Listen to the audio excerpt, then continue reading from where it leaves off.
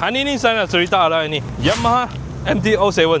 Kami boleh tengok apa aksesoris yang owner sudah pasang dekat motor ni adalah windshield, headlamp cover, tak suka boleh cabut, radiator cover, adjustable cashback lever, engine cover, belakang tayar macam sudah tukar baru, eco pun sudah buka.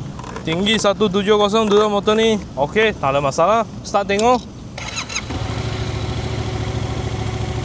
Engine tune lagi. Rem.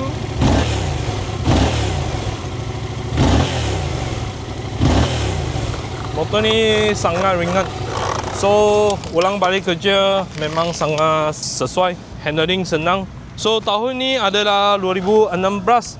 Kami jual 18,800.